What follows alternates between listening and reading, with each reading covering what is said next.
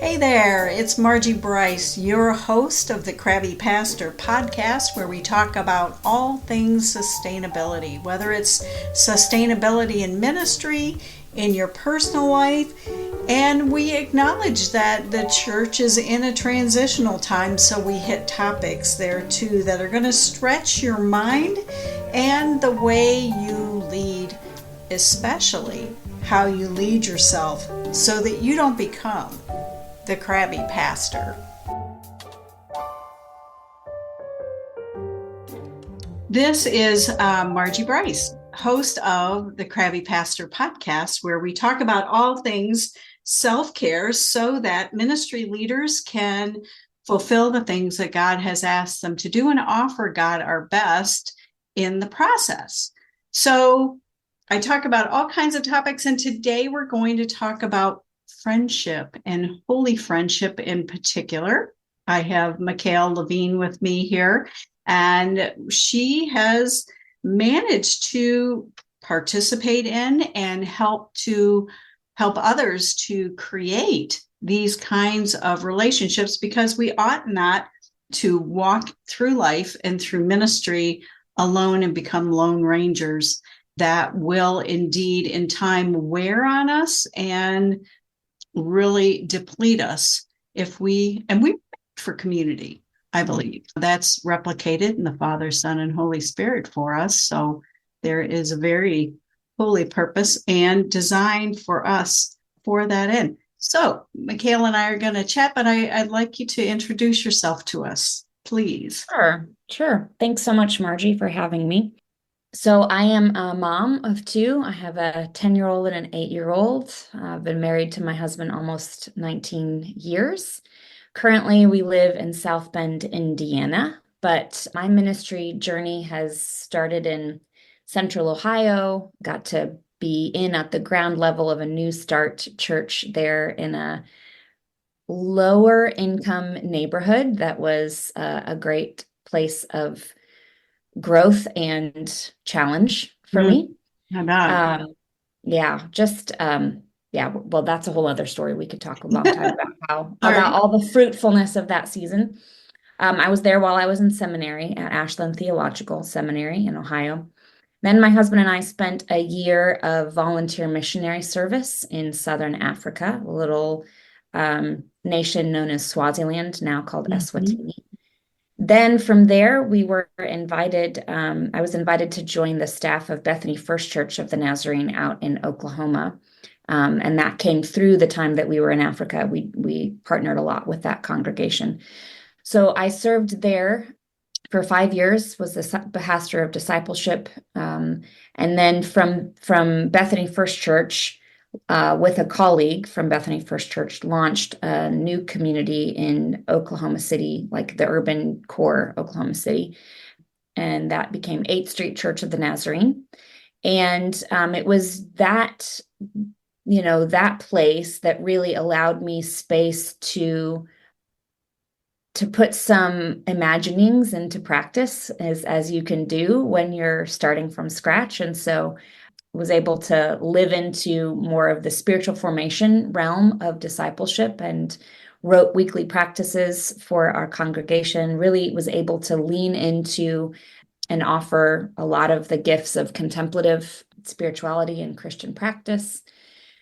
And that also began some of my journey to what I do now, which is mostly spiritual direction. So I've been serving as a certified spiritual director the last 3 years, which also coincided with our family move to South Bend for my husband's work. And I don't pastor a church in the same way that I had, for my previous life. Yeah. But I do lead a house church gathering on Sundays, and then the majority of my work throughout the week in ministry is spiritual direction, seeing folks individually, most of whom are pastors, but then also leading some workshops, retreats, and conference kinds of offerings along the lines of, contemplative prayer and spiritual practice and holy friendship, which is what we're talking about. Sure. And I forgot that we had we shared the Ashland thing. Yes. I was out there for my doctoral work, and I love Ashland. Love that place dearly. Mhm. So you also have a role at Nazarene Theological. Is that correct? Yes, yes. So just recently, we launched what we're calling the Spiritual Formation Initiative through Nazarene Theological Seminary, and I am directing that along with Dr. Doug Hardy and Dr. Dave Sharps, who's overseeing Praxis. So it's really kind of an extension of what has been happening within the classroom already for a long time. The investment in individual spiritual formation of the pastor. But now we're working to extend that beyond the classroom and into pastors' lives and their congregations. So one of the things that we're doing is connecting a network of other spiritual directors to provide resourcing and care for our pastors, and then create opportunities for congregations also to receive the gifts and lean into that deeper kind of listening and discernment that can be offered through those, more slow and formative ways of being together. Yeah, that slow down thing. That you have to work at that. You As do. iconic as that sounds, you absolutely. I've learned that fairly recently. And I've also had a spiritual director. I still have a spiritual director. And then my last pastoral charge, I had a coach at the same time. So Yeah. that was, very different. But I know even for me as a coach, I'm going to ask at some point when it's appropriate, where's God in this? What do you think Yeah. I'm saying to you? And those kinds of spiritual direction things. So I see the great value in doing that. And I have to be really honest, some of my connectivity with coaching and spiritual direction is as wonderful and valuable as they certainly are. And I still think that today, not just in the past, but some of that initially for me was because I had trouble connecting with other ministry leaders to sit down. We would talk about this when I was out at NTS. We had to write a rule of life and Right. all of that. Yeah. And we talked about having others on their journey. But I found that I had trouble connecting with other people. I mean, we would talk about it. We would say, I know I really need to do this. I know it's really valuable. And so I would take some initiative and try to do, okay, date, time, and place, and try to nail it. And once it moved to that place, people lost interest. And I was very confused by that. And so I thought, I got to do something, especially when I went back out to Ashland. And again, this is some of the process that's involved. We're writing our personal vision statement. And again, it comes up about don't be doing this journey alone. And I attempted again. And I don't know if I get a failure grade for this or what, but I do know, and we'll leave this kind of information in the show notes about upcoming workshops where you're going to help us with that. So talk to me some about your journey with Holy Friendships, how that evolved. Yeah.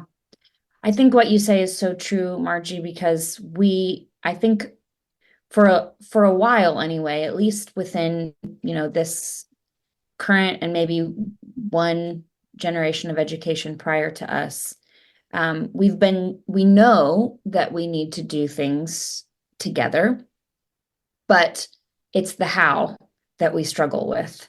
There seems to be a real disconnect with how do we actually do this together, right? And I do think that it makes a lot of sense. Reaching out to a spiritual director and or a coach is one really important way, right? And that matters deeply. I don't think that they are mutually exclusive, though. I think we need both.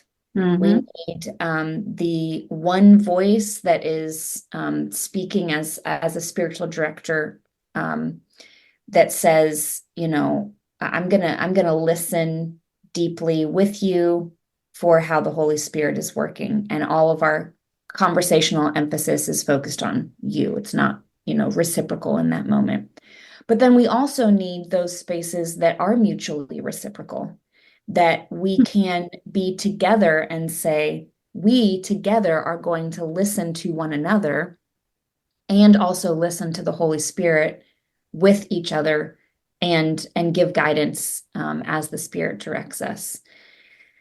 That is not an easy thing to accomplish because most of our ways of being together and our ways of speaking with one another are quite different than that. I felt like you, I felt a need for this for a very long time before I actually was introduced to anything that felt like it was meeting that need. And I will tell you that it came through Renovare. Okay. Yep. Familiar with that organization. I attended a workshop day Yes. not long after moving to Oklahoma City. There was a retreat workshop in Tulsa hosted by Renovare and was really just kind of a 1 day deep dive into all things spiritual formation and okay, how do we getting to that how question, like how do we actually engage? And their push was, if this feels like something that you are being drawn into, it's not a singular, it's not an individual enterprise. So find one or two other people, use this workbook. They really recommend it as a starting place, a thing called the Spiritual Formation Primer. And go through and just, practice. And it really was outlining like the multiple streams of Christian spirituality and tradition through Christian history and saying the necessity of each of those, and then also gave practices to, grow into those different streams and, said, this isn't something for you to do alone. It's something for you to do with a group of people in prayerful conversation with one another. Well, I had just moved to Oklahoma City, Bethany area, and was a young member of a staff and just felt like I was at a loss as to who I could be in these kinds of conversations with. It did not feel like I had the longevity in that place or the sense of safety as a staff person among, a very large congregation to just, find lay people. And there were very few other women on staff at that point in time that I felt like we would have that kind of connection. And so I just sat on it for several months. And every time that thought would come up, I would just kind of get disgruntled and be like, wow, it's so unfair that I can't do anything about this, Yeah, And then one day I remember so clearly, those moments where that God is breaking through. It's not an audible voice, but it's so clear. And I was grumbling again and just felt that nudge of like, this is something that you need to do. And in exasperation, I was just like, I can't do anything about it. I don't have people. And so clearly, I sensed the Spirit say, well, when are you going to ask me? Mm. Are you going to ask me if I have any ideas about who you should? Oh, yeah. I know. And then in those moments, you kind of feel like this is sort of Christianity 101. Right. Oh, asking God for guidance about what God's asking you to do. What a novel idea. No, I know. That's so funny when those moments happen.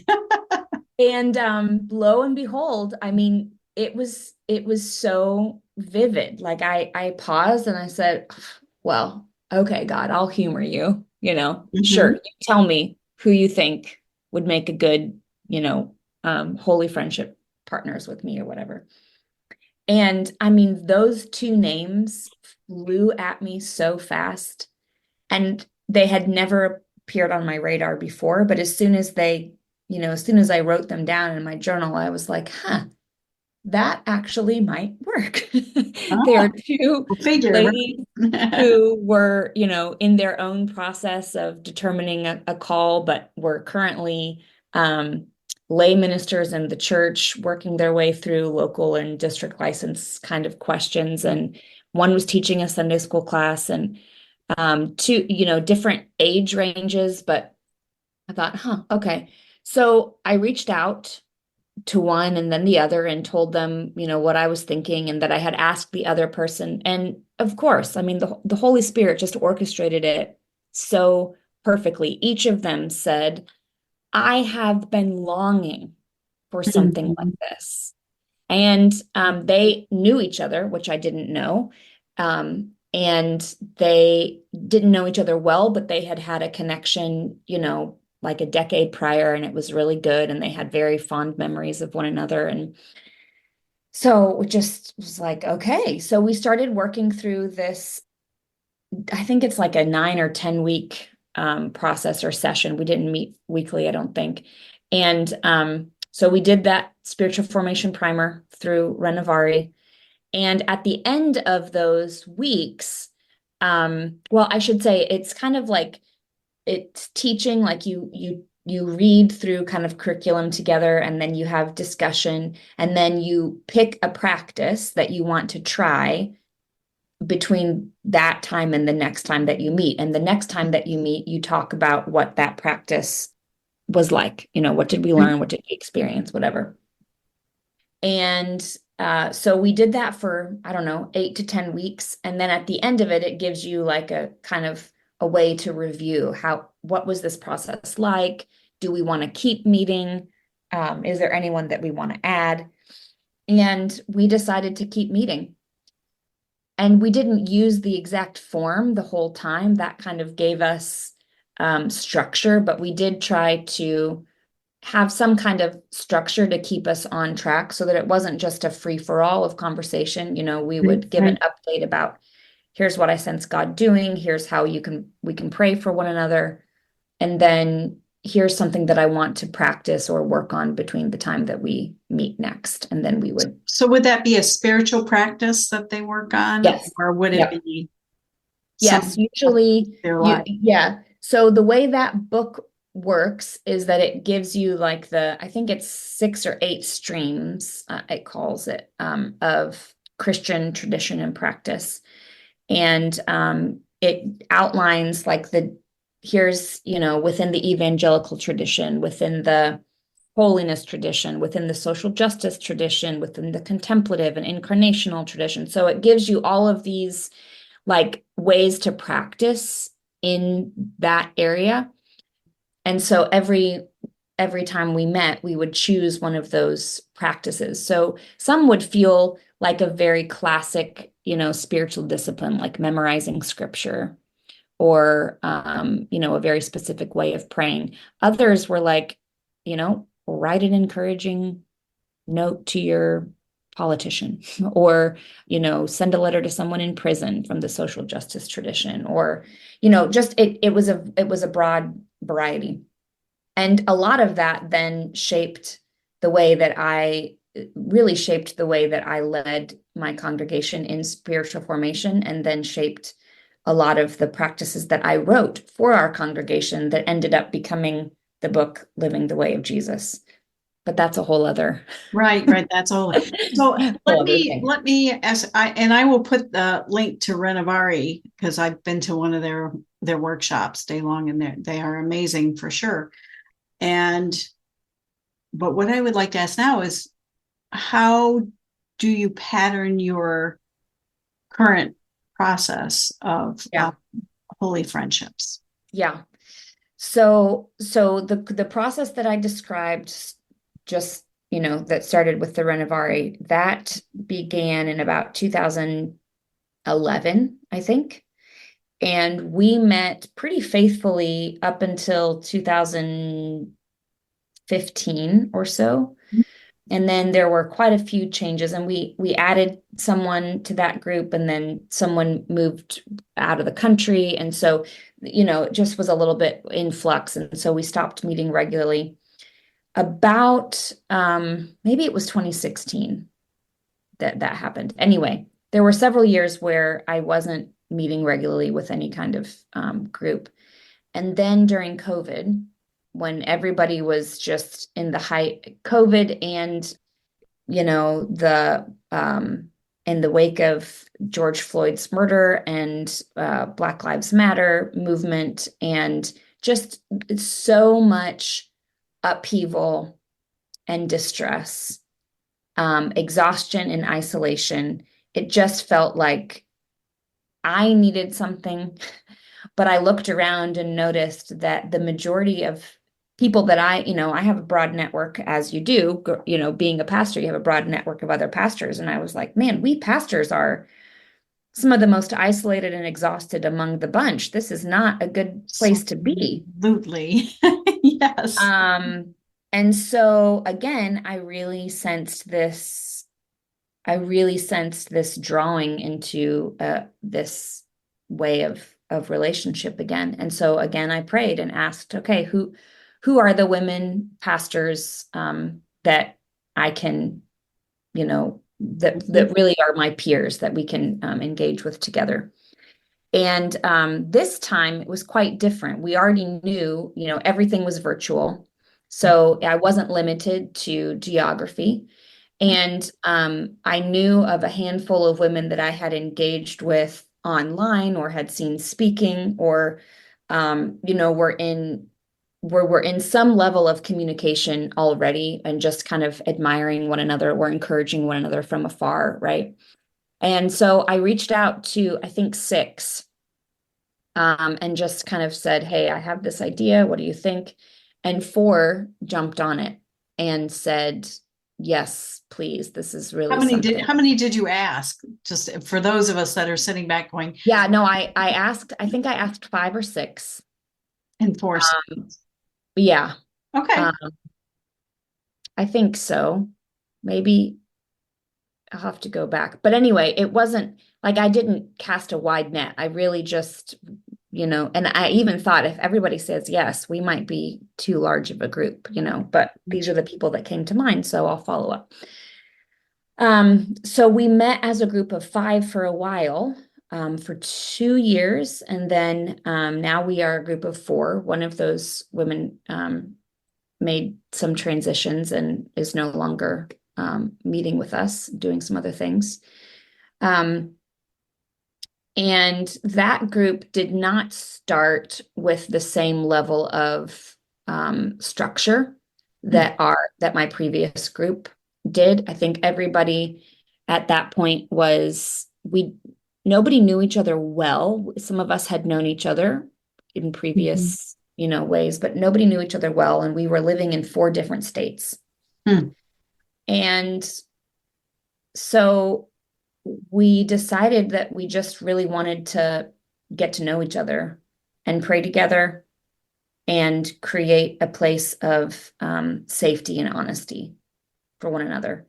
Now, this is a group of really mature, and I think I'm biased because now they are like my soul sisters, but some of the best, right? And so, we have folks in that group who have studied spiritual formation and direction for a long time. And I think everyone but me now has a doctorate in some level of, spirituality or formation.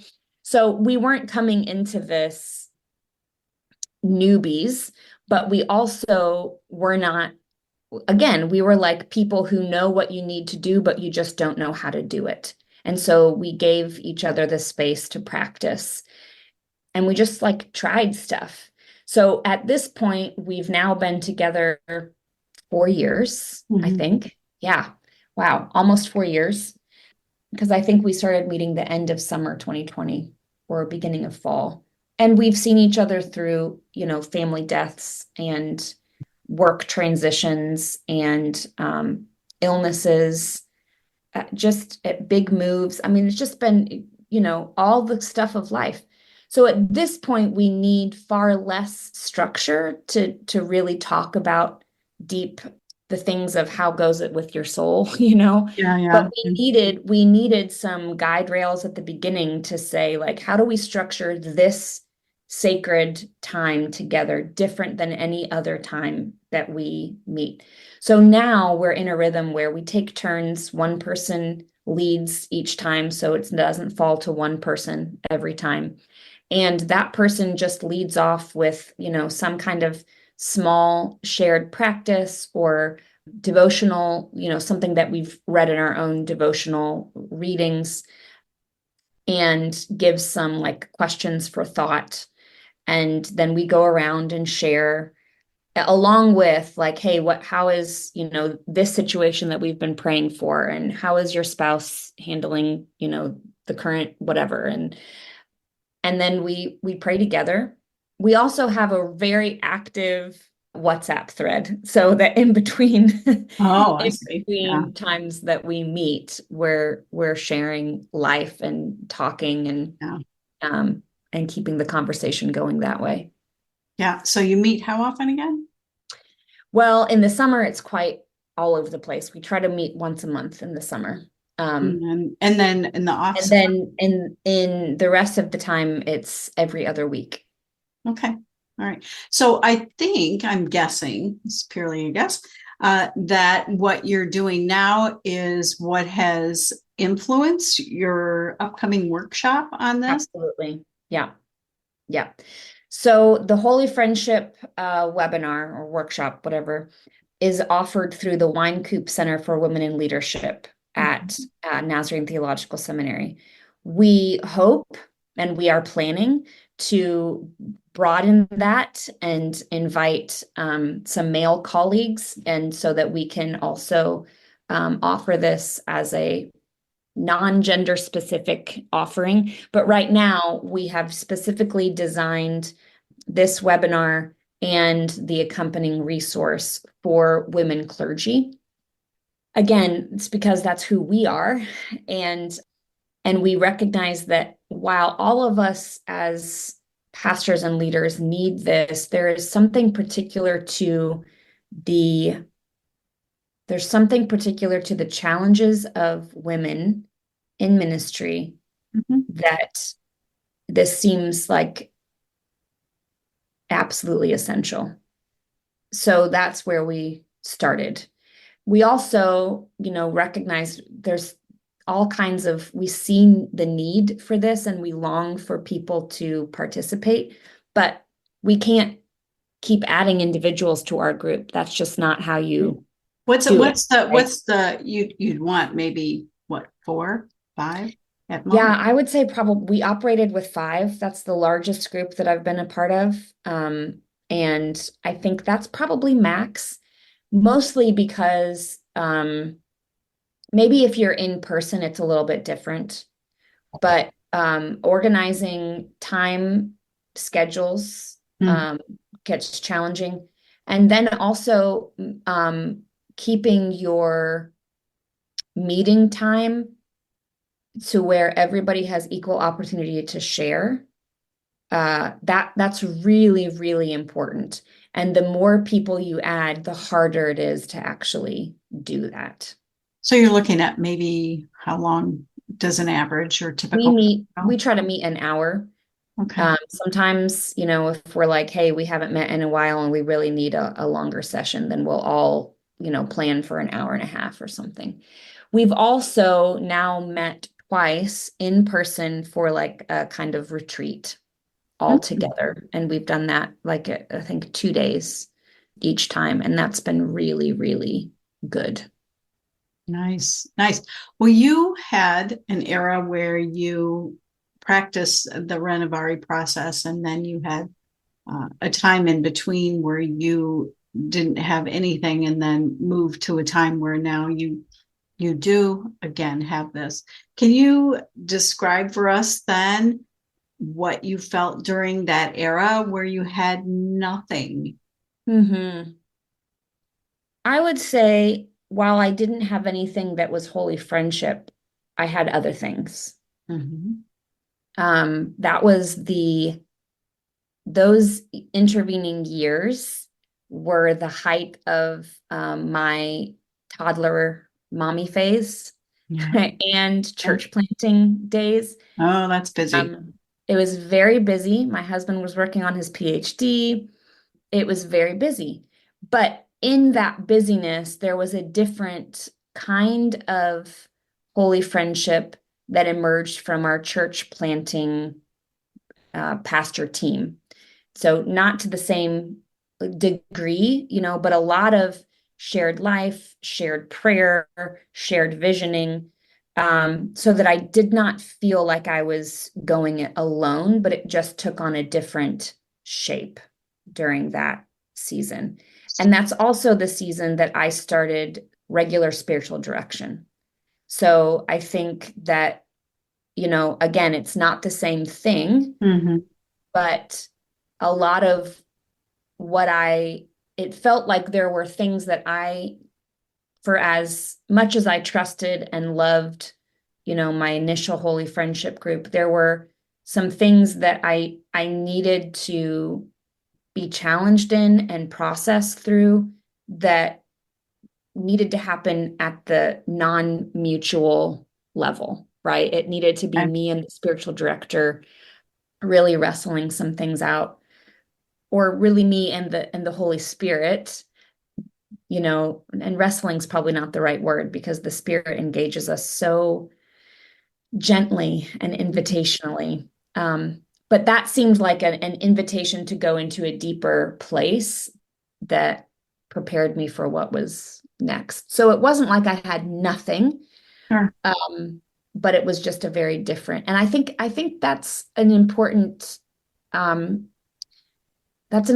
thing for us to name and give permission for the need for different seasons, and the way that, our relationships and our practices can ebb and flow based on the particularities of any given season.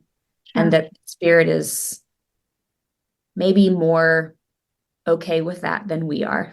Sure. If you had to name then why we need this, what would you say?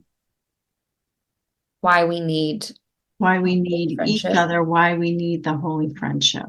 Yeah. Gosh, there's so many things that we need. I think it is really difficult as pastors to find spaces where it's safe to be known. I usually say it this way: we need a safe place where we can be honest. Yes, exactly. And I would say that at the beginning of our holy friendship, this kind of second edition that I'm a part of now, I don't know that you can't just manufacture that safety in an instant, right? It takes a level of trust that grows over time. But over time, I know that to those women, I am not Pastor Michaele Levine, church planter Michaele Levine, spiritual director Michaele Levine, conference speaker Michaele Levine, or author Michaele Levine. I'm not. I am Michaele, right? And that provides some of that deep soul work of belonging and humility, that I can be known, that I don't have to put on a show, even on the days where I have nothing good to show up with, and then there's also the times that there have been, for each of us, there's been seasons where something so hard is happening that it's hard to even say it out loud, let alone voice it to another person. And yet the incredible gift of walking with people who say the hardest stuff out loud. The bad news, the thing that feels like the impossible situation. They don't rush to fix it. They don't judge you. They just sit with you where you're at and commit to praying and pray with wisdom. I mean, it's just, and then speak the truth that you forget sometimes, right? Like, Yeah. this is not what you are feeling and thinking, and all of the shame that you're piling on yourself right now, that is not of God. Mm-hmm. And we have to have people that say that to us. For sure. For sure. I think the other thing is, as what I said earlier, is particular to women in ministry. Mm-hmm. We like to think, and we all wish that we were living in a post gendered or misogynistic society where, like, we're past all of that, right? Yeah. And the reality is, Mm-hmm. and there are times when we need, as women, to say to one another, you're coming up against the principality and powers of sexism, right? Mm. Like, that's what this is. Yeah. Yeah. And then it's like, oh gosh, you're right. Okay, now we can name it. Now we can put that out there and say, all right, then that changes how I handle things, or how we're going to pray about this, or and then giving wise and bold counsel to one another, because being a woman in that place of leadership is so challenging, because you don't want to play the gender card, right, all the time. Right. You don't. But you don't want to be I always hesitate to kind of go in that direction, but I just had a conversation yesterday with somebody where I said, not only am I female, and if I complain to God, I'm like this little yapping piece of clay saying, you're male, which then I'm telling God, you made a mistake, which I can't do theologically or anything, I mean, I said, and then I'm short, I said, so this is kind of, and you have to figure out how to still function according to what God is asking you to do, regardless. Right. And Right. that's why I'm thinking of the picture of Moses and his father-in-law Jethro coming and holding arms up, and Yep. you need people to come around you, and you need to be that. You need to hold somebody else's arm up as well. Right. It's a real mutual kind of Right. gift, really. It is. I also think of the story of Elizabeth and Mary, Mm. and I think this is such a beautiful example of holy friendship, where quite literally one is giving witness to what God is growing inside of the other. Oh, I like that picture. Oh, yeah. And saying, you're not crazy. I see it too.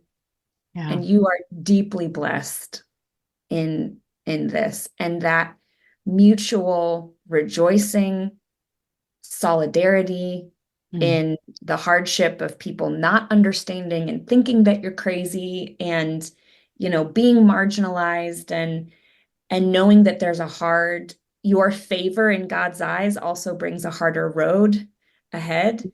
But you are not, but there's another person who knows what it's like. And I think that is what we so desperately need, and what I've been so deeply fortunate to receive. Well, thank you for painting this beautiful picture for us. And for sure, I will be adding your workshop link. Awesome. I'll get that from you, and I'll put that in with the show notes, and I'll push it out to the places that I can push. And hopefully we will have more people to step in to this and get to experience even a taste of what you have presented to us today would be amazing. Yeah. Well, I'm glad. I'll let you know too, because I think that the how is even more, it's not more important than the why, but I think we all know the why, but it's really the how that gets us stuck. So the webinar is aimed mostly at the how, and then we send folks with a curriculum that we wrote called Sacred Conversations that gives you an 8-session preview or a kind of a getting started sort of thing, similar to what I received in the Renovare stuff, but this is particular to women clergy groups, and gives us a chance to set the tone for a different way of being together and in conversation. So that will come as, people who sign up for the webinar will receive that automatically with the cost of the webinar. Great. And the cost of the webinar is? Yeah, I you were going to ask me that. I'm pretty sure it's $30. Okay. That's a deal. Yeah. Well, you can say $30-ish. Yes, it's in that range. If it hasn't been nailed, because we, record these way in advance and, stuff. But yeah, so it is, let's say, affordable. Yeah, we're trying to make it so. Yes. Okay. Well, thank you so much for being on the Crabby Pastor podcast. I appreciate this so much. But here's a question that I frequently, not always, because I don't know, it falls out of my head sometimes to even ask. But is there anything about life and ministry that makes you crabby? Ooh. Yeah, yes. Would you have any particular item that you would care to share? Oh, mercy.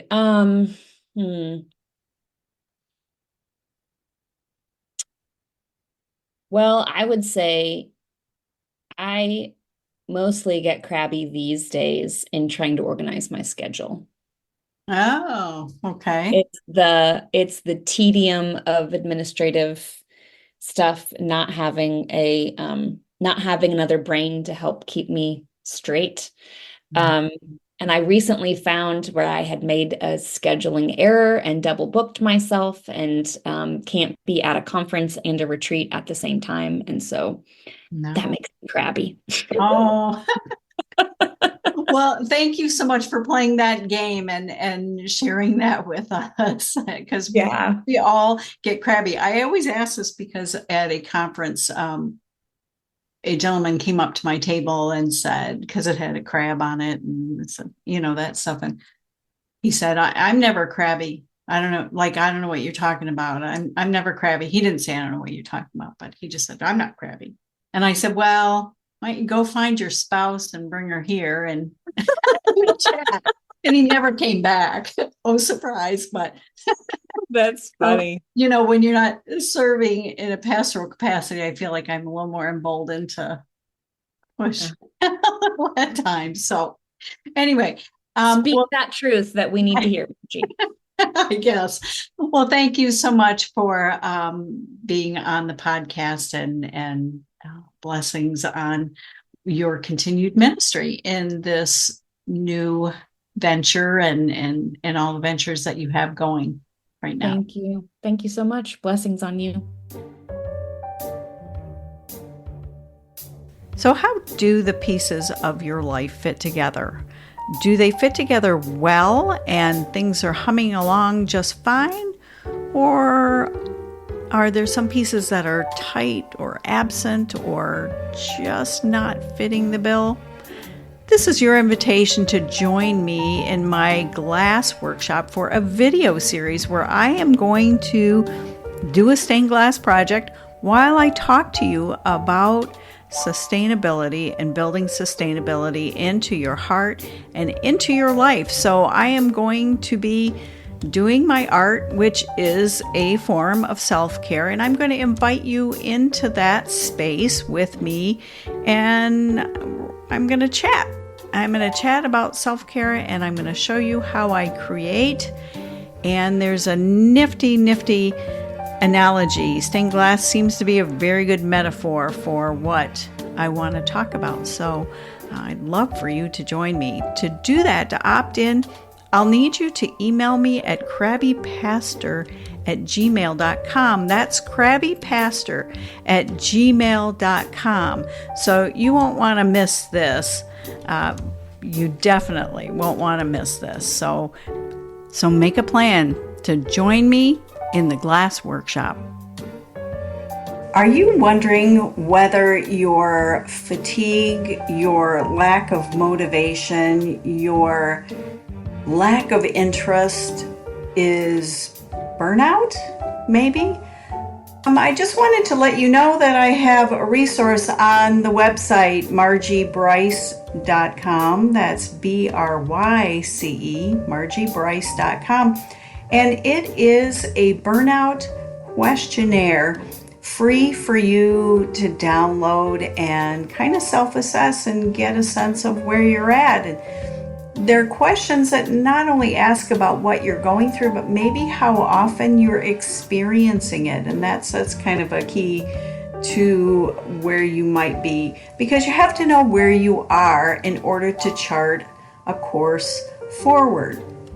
And most pastors and ministry leaders who experience burnout rarely know that that's where they're at until they're well into it. And if you're unsure about that little statistic, so far everybody that I've interviewed on this podcast who has experienced burnout, when I ask that kind of question, they're like, yeah, I didn't know that's where I was at. So again, go to margiebryce.com. It's on the homepage of the website, and you can get your burnout questionnaire and kind of see where you're at.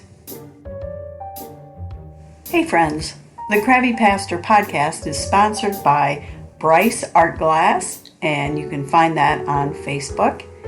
I make stained glass. That's part of my self-care.